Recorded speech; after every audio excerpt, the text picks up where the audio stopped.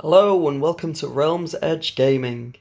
In this episode, I thought because it's getting towards Christmas time, we could take a look at my entry that I did for my local games workshop to do with the Red Gobbo. There was a competition where you had to paint up the Red Gobbo miniature, and you could display it in any kind of way that you wanted to. And for my entry, I decided to do a diorama. The idea behind it was I was imagining what it would be like if the Red Gobbo did decide to actually visit a village and bring with him some helpers to deliver the gifts. So this is what I created. Around the outside, you'll be able to see kind of lots of helpers. We've got our wanted poster there. The actual kind of conversion, I suppose, takes pieces from both Age of Sigmar and also the 40k Gretchen kit. So we've got here some of the squig hoppers, along with some Warhammer Fantasy too. So this is the Orc Boar Boys chariot that I used, and I added some kind of jeweler's chain, and they are now being pulled by some squigs. As you can see, we've got some of the Gretchen helpers too, along with some of the presents that the Red Gobbo is literally dropping off for all the people who he believes is deserving of it. We've got our flag as well from the Revolution. And we've got our icicles too, which is made from the kind of green stuff world resin, with some of the presents. And we've got the RG one on the back of the sleigh for Red Gobbo 1. Now the actual model itself used rather a lot of Valhallan Blizzard, as you can see. I think I went through about two pots, and maybe slightly more as well.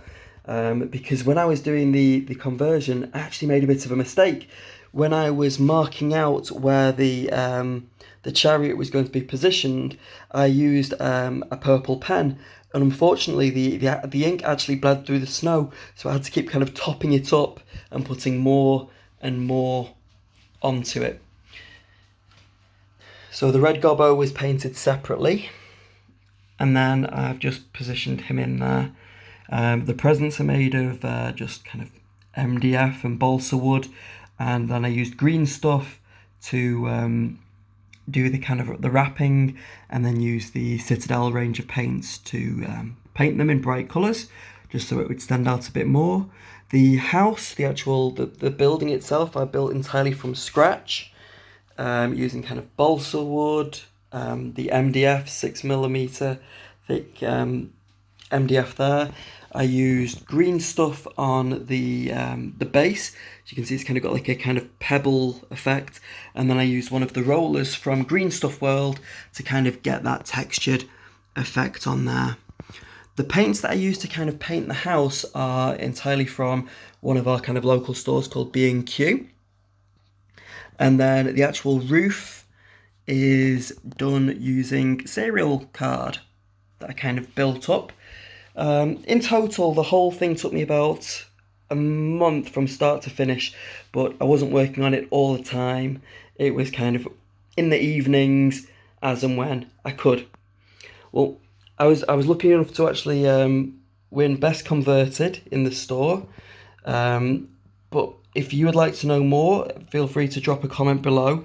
Or if you'd like me to do a tutorial on how to make one of these houses for your wargaming as well in Age of Sigmar, or kind of any of the other wargaming that you might do for any of the Warhammer ranges, I'd be more than happy to do a tutorial, do a step-by-step on how to go about to create yours, and like the paints to use and all those different things. If you'd be interested to hear that, just drop a message below and we'll see what we can do, and we can do all the dimensions as well, so you'll be able to create something similar. We can list all the equipment, all the paints, and the miniatures too.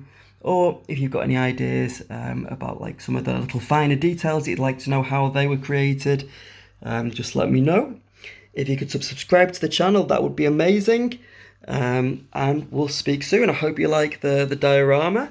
And if you've painted any of the Red Gobbo or this year's Christmas miniature, I'd love to hear about it and to see it too. Thanks for watching. Speak soon. Bye.